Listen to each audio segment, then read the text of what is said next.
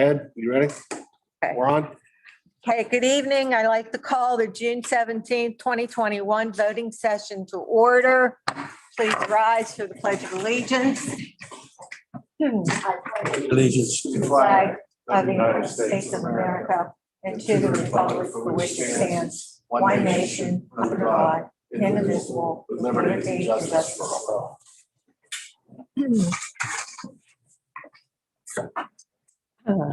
Colleen, will you please call roll? Present. Mr. Bloom, Here. Mr. King, Here. Mr. Mohan, Here. Mr. O'Neill, Here. Mr. Ross, Here. Dr. Eunice, Mr. Zaritsky, Ms. Belcastro. Here.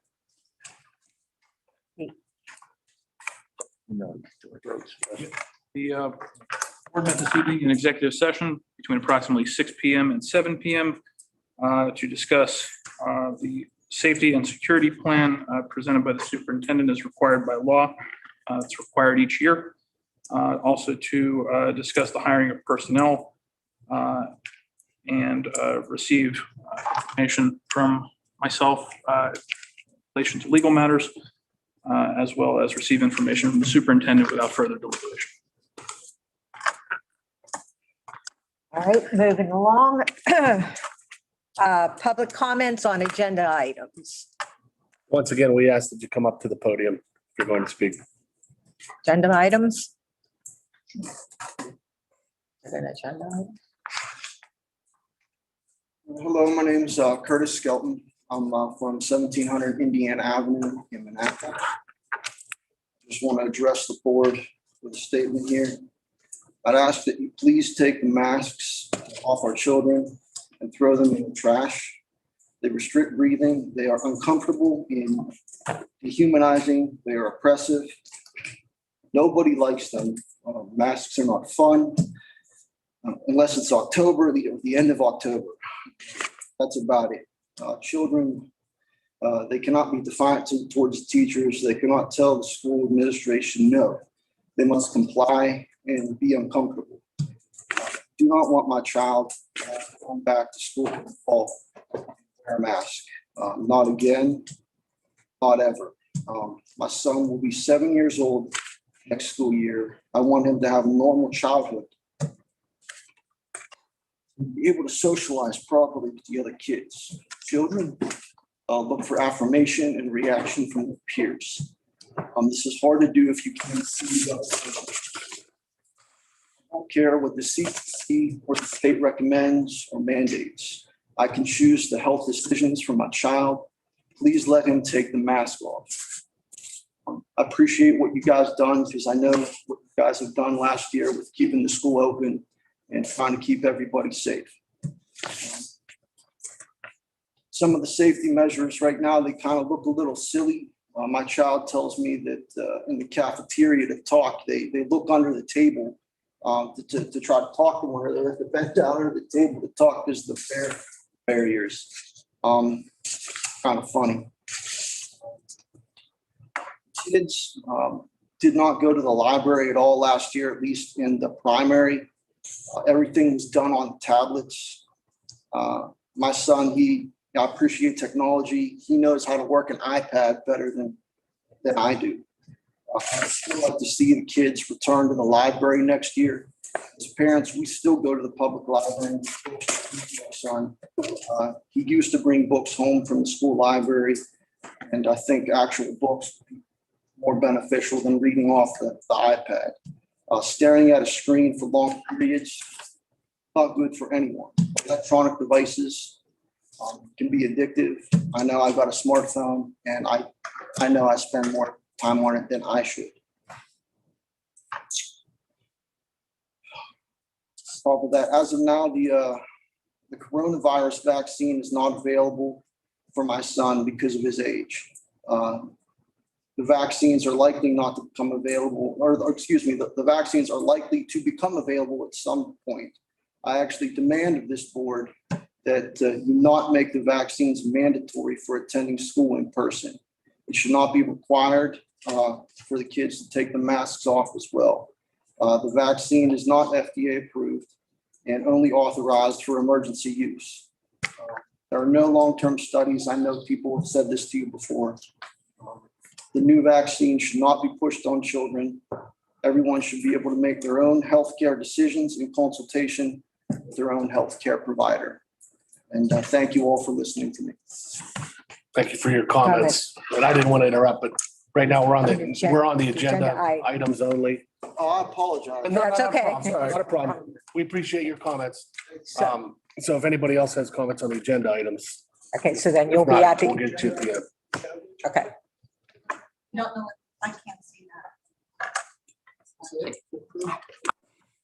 the agenda is online. Okay. Everybody has an opportunity to get it online. You know where it is. Come on. Okay. Actually, we don't. This is not something I've ever attended. Show it here. It wouldn't be hard. It's on the board. Find us. Okay. All right, moving minutes to approve the voting session minutes from May 20th, 2021. That can be found on attachment A. Is there any discussion on item 1? May I have a motion? Mr. King? Mr. Bloom, sorry.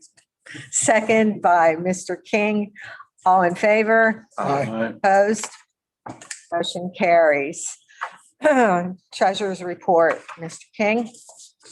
Bills are submitted for approval. Pay bills. Number 1, confirm the May 2021 general fund payments in the amount of $2,302,389.53. Attachment B. Number 2, confirm the May 2021 cafeteria fund payments in the amount of $47,877.25. Attachment C. B, the report to approve the May 2021 Berkheimer report, attachment D. I'll make that motion. Okay. Second. Mr. O'Neill, second. All in favor? Aye. Opposed? Motion carries. Moving to board policies. Number 1, to approve the appointment of Tom King as treasurer of the Central Valley School Board for a term of 1 year, July 1st, 2021 through June 30th, 2022, in accordance with section 404 and 438 of the Pennsylvania School Code with a yearly stipend of $250. Number 2, to approve permanent professional employee contracts for the following employees in recognition of attainment of tenure status: Mary Jo Wood, Jennifer Jones, Julie Semetko, and Amy Spiscusi. So moved. Mr. Ross, Second. second, Mr. Ambrose. All in favor? Excuse me. Opposed? Got a question. Thank I'm you. advising Mr. King to abstain on A1 Okay. to vote on himself. I'm sorry. Thank you, Mr. King. And, That's okay. I didn't understand what he was trying. oh, okay. Because it's money for yourself. It's, Okay. I never vote for myself. So he doesn't take the money. I know he doesn't take that. I didn't get what you were trying. He gives the money back, just so that you all know that. He doesn't take the money. I know he answers. You know, Negotiations, Mr. O'Neill. Nothing at this time. Okay. Mr. Ross, education. Number 1, to approve memorandum of understanding with the Private Industry Council of Westmoreland, Fayette County to operate the pre-K counts program effective August 1st, 2021 through June 30th, 2022. That's attachment E. 2, to approve the agreement with Trend Services to provide physical therapy services at a rate of $71.86 an hour for the 2021-22 school year. Attachment F. 3, to approve a memorandum of understanding with Psychology and Learning Center and Central Valley School District to provide school-based mental health services for the 2021-22 school year pending approval by the solicitor. Attachment G. 4, to approve an agreement with In-Term Healthcare of Pittsburgh to provide skilled nursing services for supplemental nursing staff in Central Valley buildings, field trips, and additional services upon request of the district for the 2021-22 school year at a rate of $50 per hour. Terms and conditions according to agreement. Attachment H. So moved. Okay, second by Mr. Bloom. All in favor? Aye. Opposed? Motion carries.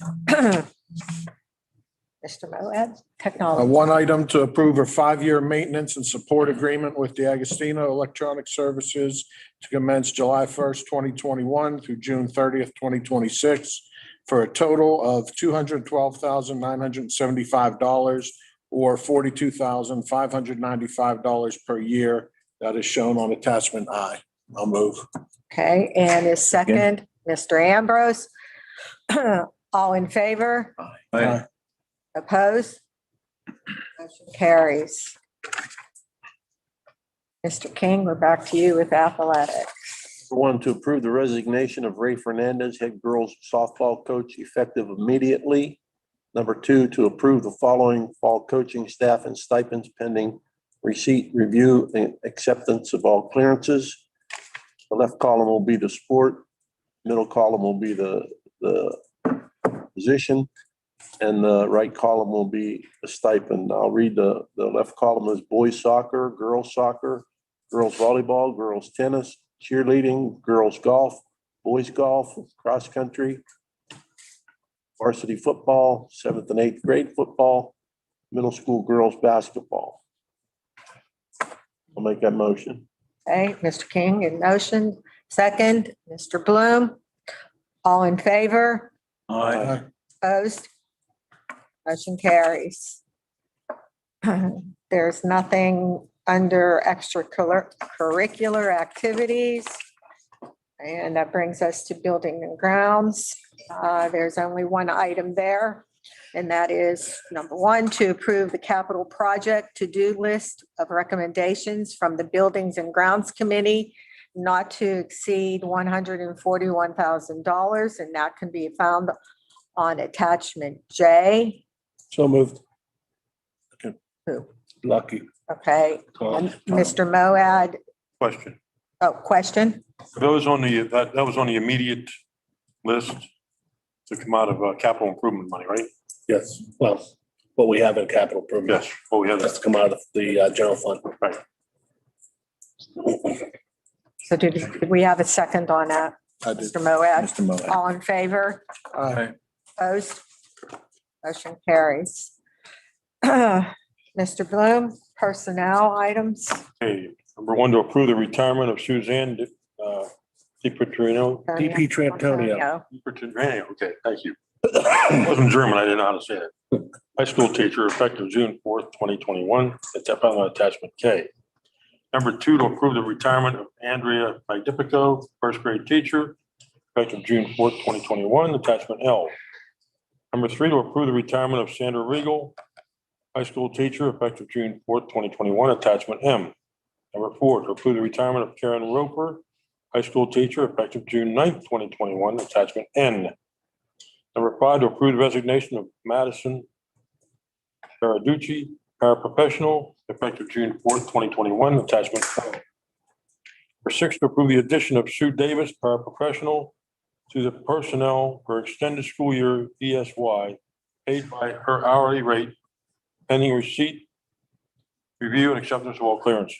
Number seven, to approve the following personnel for band positions, pending receipt, review, and acceptance of all clearances.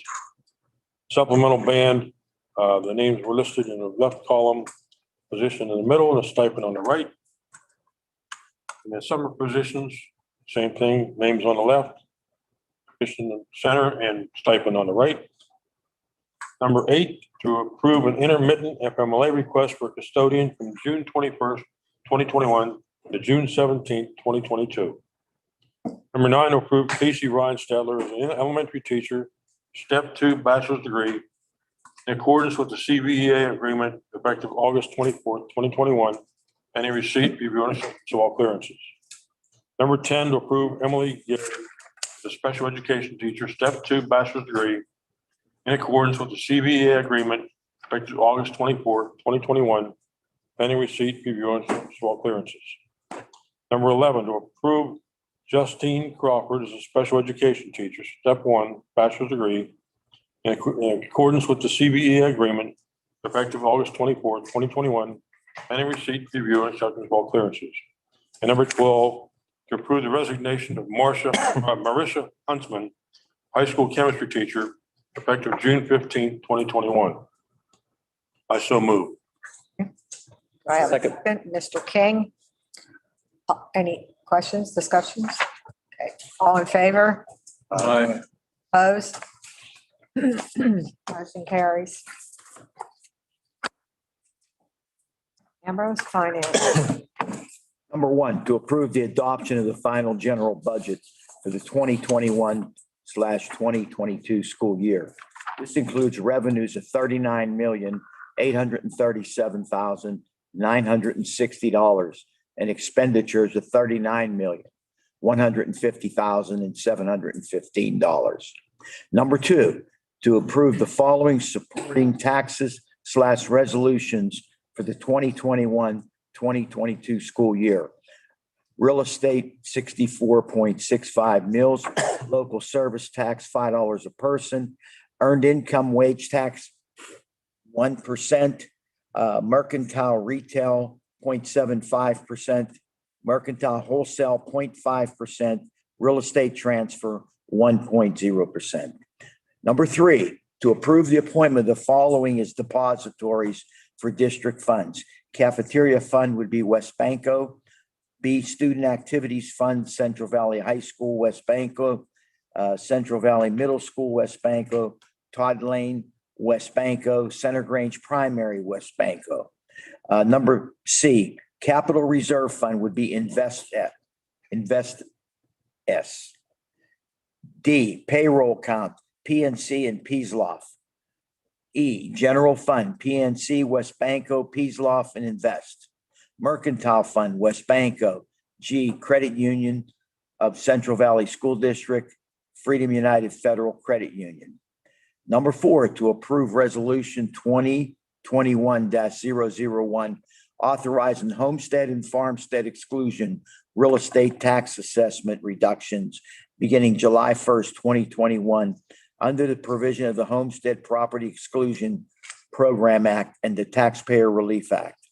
Number five, to approve the following insurance coverage policies provided through Jack L. Bonus Insurance effective July 1, 2021.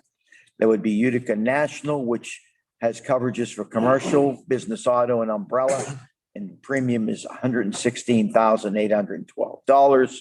And number six, to approve the premium of $122,147 for workers' compensation insurance coverage with Housing Redevelopment Insurance Exchange effective July 1, 2021. Make a motion. Mr. King makes the motion, second. Second. Mr. Moad. All in favor? Aye. Opposed? Motion carries. Carrie, I have nothing. board members, Mr. Ross, anything? Nothing tonight. Mr. Bloom? Coming. Mr. O'Neill? Just keep reading your emails. Mr. King? Don't have anything. Just like to congratulate the new teachers we're hiring full-time. Also congratulate the retiring teachers. There is, I don't know if anyone else is planning on going. I think tomorrow's the last day to RSVP for the retirement dinner they're having with the teachers next week. I was asked to remind everyone if it's possible to go, it would be appreciated. And then just kudos to the administration and the work of Mr. Malley for passing a budget that's in the positive by, a little less than $700,000. It's a good sign to be able to keep putting money into the fund balance and make our financial standing stronger. So good work on getting that done. The only thing I have is if anybody attended commencement a couple weeks ago, I got to give credit to our administration, the faculty, students, custodial staff for a real impressive graduation ceremony. So please pass that along. I watched it on live stream. It came off really well too. And I have absolutely nothing because everybody said everything and there's no need to repeat it. And that leads us to public comments. Again, come to the podium, state your name and your address.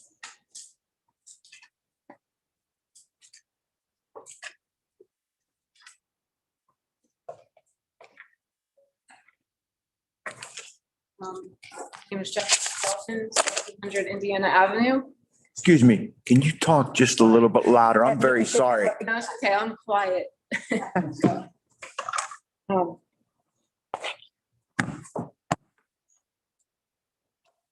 Relax, Jen. Nervous. Don't be. Um,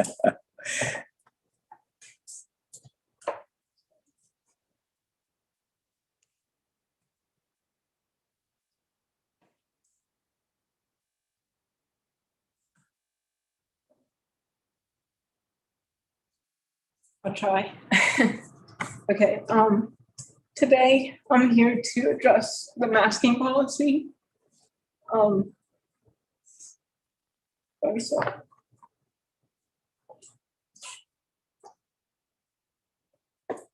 I found an article online about 6 parents who had sent in their child's masks and for potential harmful pathogens and such that were on the masks. And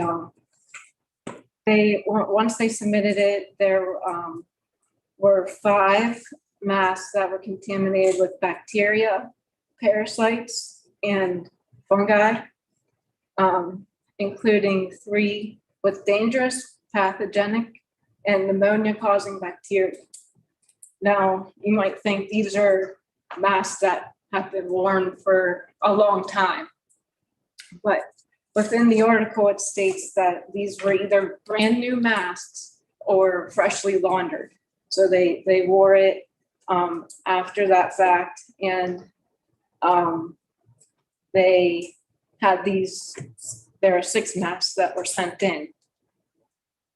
And these are the types of things that came back. There was, I'm not going to try to say the scientific name, but pneumonia, tuberculosis, meningitis, bloodstream infections, and it has UTIs that are resistant to antibiotics. And then I can't say the scientific name, but whatever it is that causes Lyme disease was also found on this masks. Now, I know that, a lot of people probably aren't laundering these, but this is what the article had stated, that they actually did have brand new or freshly laundered before wearing them 5 to 8 hours that day before sending them in. And I'm not sure the process that they had to go through in order to get that done, but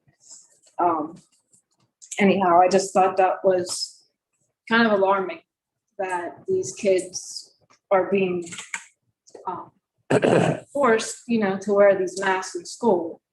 And, this is something that, we thought that there was probably some unsafe, ramifications from wearing them, but I mean, that I didn't even, I didn't know that these types of things would be on these masks. It's just because you're constantly breathing in and your body is fighting, anything that's coming at you, your immune system is working constantly. So I actually found that article after I had written some things down that I wanted to discuss.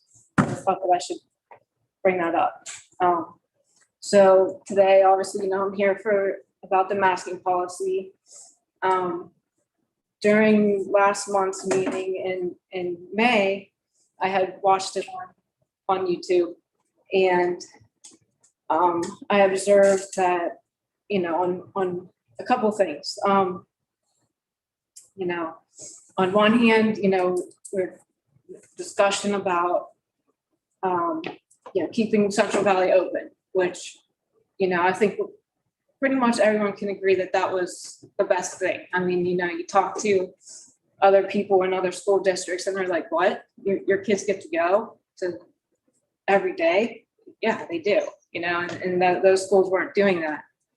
But then, then there was the discussion about taking the masks off and removing that policy for the end of the school year. But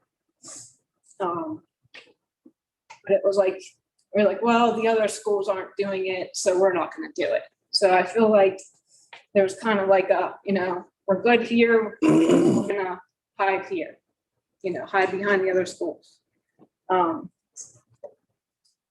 Okay, so I feel like not, specifically just here, but just throughout the country, there was a lot of fear pushed about coronavirus and lies, and that, through this, there were some doctors, frontline doctors and others that were speaking out on effective treatments and the ineffective policies on masking.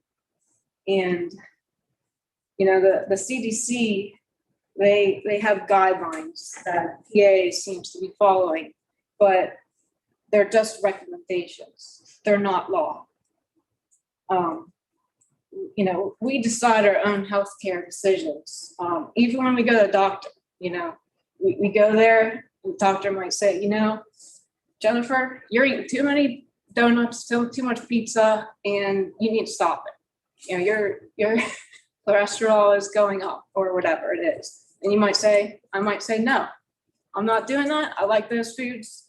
I'm not doing it. Or I might say, you know what? They have, a point. But basically what I'm saying is,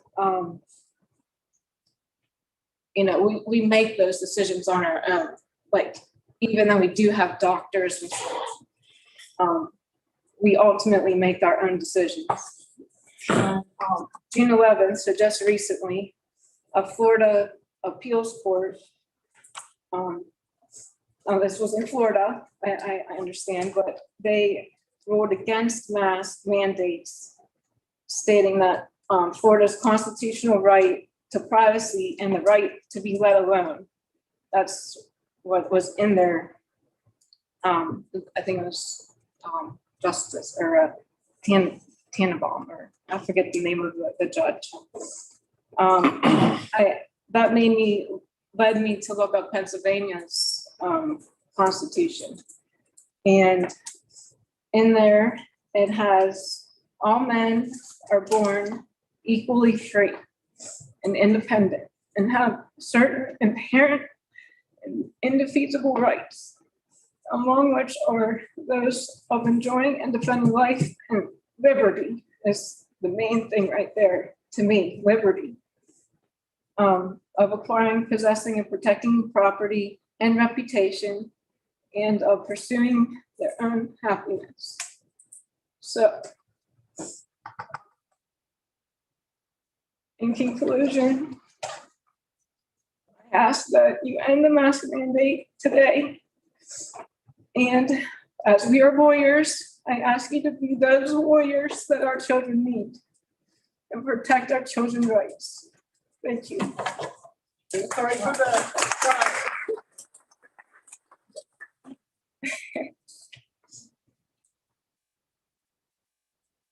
Anyone else? And Jennifer,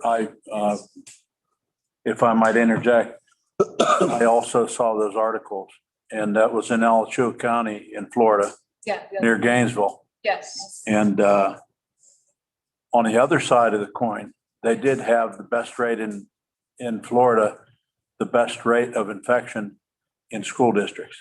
Yeah, I didn't know. But they also had the highest number of kids with facial infections and bronchial infections and all that sort of thing. So there's two sides to that coin, but you're absolutely right. It was, I think, one of the only, if not the only county in Florida that still required masks. So, for what it's worth.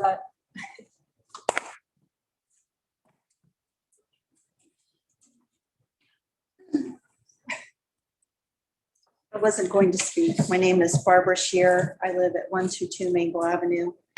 I too saw that same article. It was from townhall.com. It was actually initiated by a group of parents where they sent off the mask at the end of the day, the school day, to the lab. And they also had, said clean mask and a t-shirt that was worn by one of the students. And none of the t-shirt or the other mask, the control mask, were infected with all these pathogens. And it was pneumonia, tuberculosis, meningitis, sepsis,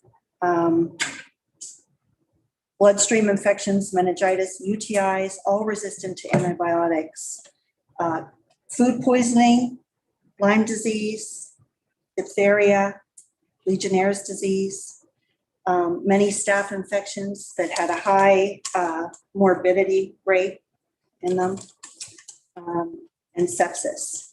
So I don't think that's something at the end of the school day we want our kids walking around with.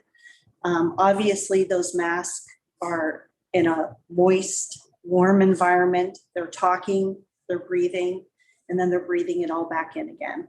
And I think it's very unsafe.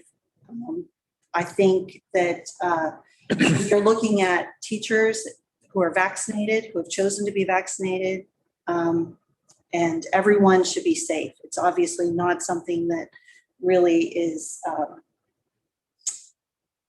concerning to the children's safety either. So as far as the vaccines are concerned, I don't know if you do research on all of this when you are making your decisions, but right now we are up to 5,997 deaths related to the COVID vaccines in the last 5 months, which is greater than the past decade. 226 cases of heart problems, myocarditis and pericarditis, which are irreversible after vaccination in people under 30. They have been confirmed by the CDC, and the CDC is actually meeting on this tomorrow to assess the risk. 329,021 total adverse events, according to VAERS, as reported by the CDC. And I don't know if you know your homework on VAERS, but really only 1 to 10% actually get reported. The CDC does not require their own employees to be vaccinated. In fact, over half of them have declined it. So I think that we are an elected school board. I hope that parents and students have been compliant with all the schools, states, governors' unconstitutional demands for the last 15 months. And we are concerned parents. We were told to wait for our walking orders from our governor and Pennsylvania Department of Education. But I want to also say that if the board cannot make decisions based on community feedback and is forced to follow the direction of the governor, whose dictatorship rights were taken away from him on May 18th on the ballot box, then why do we have an elected school board if we can't make our own decisions in our own communities? I'll end on that. Thank you.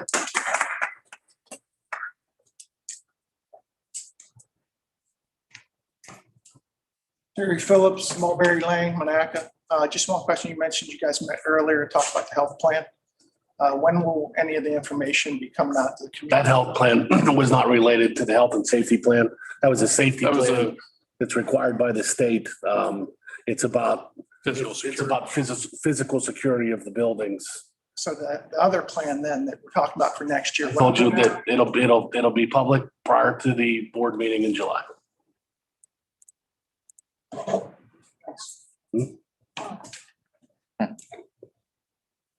Cindy Phillips, same address. When will we be informed about the health and safety plan? Is it going to be after it's written, or will we be a part of the decision? So, Would it- You Sure. feel free. Sure. The way this law is written, it says, public comment is to be accepted prior to the, sorry, I apologize. I just had it up here. I was going to read it directly to you. Give me 1 second.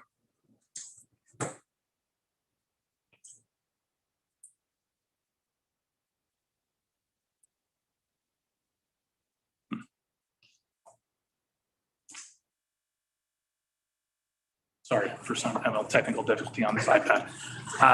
There is a provision to accept public comment on this new health and safety plan prior to its, I believe the term was public posting.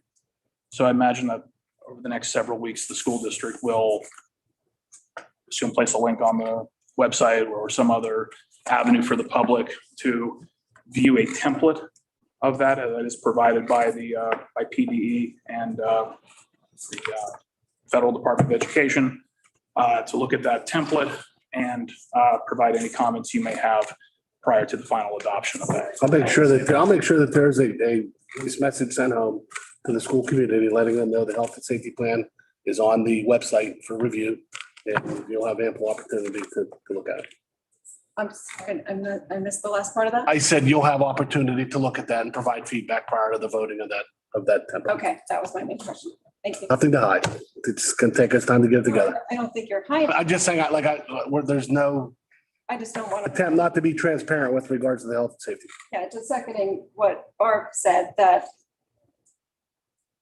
I fully agree, and that was a great comment. Why do we have elected officials if we're saying we have to do what the CDC recommends? I'm still, I never did get an answer to the question, what penal code were we enforcing with the masking last year? That was. Sorry, a penal code? I apologize. I wasn't here. My colleague was here. I was told, I wrote letters since September, and every time I was told we are legally obligated to be compliant with these mitigation efforts. And I asked, please provide me with the legal code. I can't give you, That law. off the top of my head, I don't know the exact statute, but I know that the Department of Health has authority to issue orders to, among other things, school districts to take reasonable measures to protect the health and safety of the public. And that is where those orders stem from. Okay, so when and where does the Constitution come into these decisions? The unalienable rights that you discussed that cannot be taken away by anybody. I don't have a case that has analyzed that against that statute. So, I'd just like to say our legislators gave power to Governor Wolf, who mandated all this stuff, Right, no laws, mandated it, no laws. mandated it. Now, when they mandate it, that means we have to abide by it. Then we won't get our subsidies from the state. Well, the way I understood it, Is that, it was an emergency declaration, and under an emergency declaration, it carries the power of a law. And so as far as I know, we had to abide by what the governor put out as guidelines as from the CDC. Gladly, the people took back the length of that, that term that any governor can use to use his powers in declaring an emergency. Now that has to come back to the legislators to legislate. So I think it should have been that way in the first place, but it wasn't, and we were all caught by it. Or am I totally wrong? It's pretty close. Yeah, no, that's a pretty good explanation of it. Yeah, the governor has power. and if you want to know what the 9 of us do, we weighed what was best for our students and our teachers throughout an uncertain situation. When you look in hindsight, there are things we could have done differently, maybe better, but I think we made really good decisions throughout this, given the circumstances we were in. And if you want to ask why we finished the year with masks, it's because we did it all year. We weren't hiding behind what other schools did. We said, let's finish the year the way we started it and be done with it. It was a couple weeks. We didn't think that was that big of a deal. That's where your very much wrong, very much an error. And You can call into question. just because we can't pack this room with 500 parents doesn't mean there aren't. I've been on this board for 13 years and I've had packed rooms in here. And there are things that we do that are unpopular at times. We make the best decisions we can make with the information we have at the time. And we are always, everybody on this board is making the best decisions we think that are in the best interest of our students, number one, our teachers and staff, number two, and the community as a whole, number three. There's no question in my mind that everybody in here does this. We don't I hide. have no doubt, and I've tried to imply and encourage working together on this all year. When you remove parental decision-making in regards to the health of my child, that is not making good decisions. But we did give you choice throughout the whole year. Segregate. Segregate at home. That is not a choice, that's called segregation. If that's how you see it, that's how you see it. We tried to give power to the parents to do what was best for their students. It wasn't perfect, but I'll stand behind the decisions we made. We're here, we don't want to see a repeat of this. And then we're happy to see you here and happy to hear everybody's opinions. So we're just trying to. That's how we become more informed moving forward. We're trying to be proactive so that. And that's great. Is in the parents' hands. And that we don't have to make the choice between our children's mental health and physical health.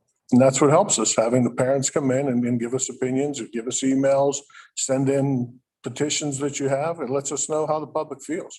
Otherwise, we go with the information that we have at the time. So. Thank you. Thank you.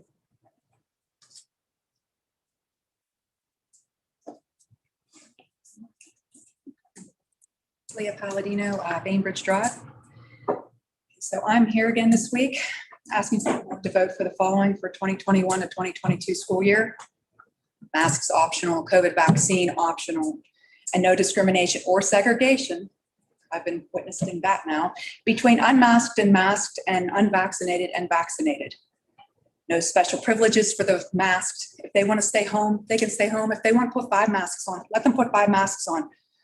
Let it be the parental consent, come back to the parents. I've had numerous teachers from the Central Valley School District reach out and voice their concerns about masking our children. So these teachers will not come forward because they are scared to lose their job at this point. That'll never happen. That'll never happen. I get that. Right. I know you say that. Just want you to understand that would never happen. My personal position where I work, I can appreciate that, but our teachers have an opportunity to have their voices heard. And their voices were very loud when it came to the beginning of the health and safety plan. I'm sure those Our teachers union, so on and so forth. were the ones on the I opposing. can assure you there'll be no retribution for people's opinion on this. Yeah, honestly, we'll let it go at that. Well, I don't think that's a fair comment. With all due respect, I don't think that's a fair comment. I don't agree with what you had said, because I know teachers that were scared to talk. And they found out that we were going around with these petitions. And so they reached out to me. I've got 6 people. They have a union. I don't even do any of this. Our teachers have a union that very clearly speaks on their behalf. They don't speak for the teachers. For the majority of the teachers of the Central Valley School District. On some things, you may be correct on that. It depends on. They have an election. Anyways, I'm here with regards to the health. They have an election. It's due for July 30th. I had emailed every single one of you. I got yours and I appreciate it. Yes, thank you. And I apologize to the rest of you. Yours was an attachment. The rest of yours was just because all I could do was copy and paste it. So I apologize for the. No, and I did get it. I do appreciate it. I have a copy of it here if it was, if it couldn't be read or whatever. But I am asking this board to not submit the health and safety plan. It is not required by the PA Department of Education for the ARP, ESCCR funds, or the dirty money, as we might call it. The school will receive $2.3 million for submitting the health and safety plan for the following school year. This equates to roughly $1,000 per student. The student count already decreased by 93 students from 2019 to 2019 to 2020 to the 2020-2021 school year. I know many more parents that are ready to take action if masks or the COVID vaccine is required and not a parental choice. Also, once this plan is submitted, it cannot be retracted. This money is not worth the health risks brought on masking our children. You would be committed into another binding agreement like you did for the last year's attestation form. So also with regarding the masking, there has been correspondence with Senator Doug Mastriano. And he stated that the masking is entirely up to the school board. Also, per Sherry Smith, PA Department of Education, after June 28th, the LEAs will have the authority to determine their own masking policy. Goes back to the school board. We have elected this school board because we thought that you would have our children's best interest at heart. Please do not vote to have the health and safety plan submitted. You do not need the $2.3 million. You really, it's not worth it. We just want the parental choice back. And just standing here last week, the amount of petitions that I got signed increased by 40, just in that hour that I was standing here. So that's all I wanted to say. We have well over 100 signed petitions now. Thank you. Thank you. Okay, anyone else? All right, Well, if there's no other comments, can I have a motion to adjourn? Mr. Ambrose, second, Mr. Bloom, all in favor? Aye. Motion carries.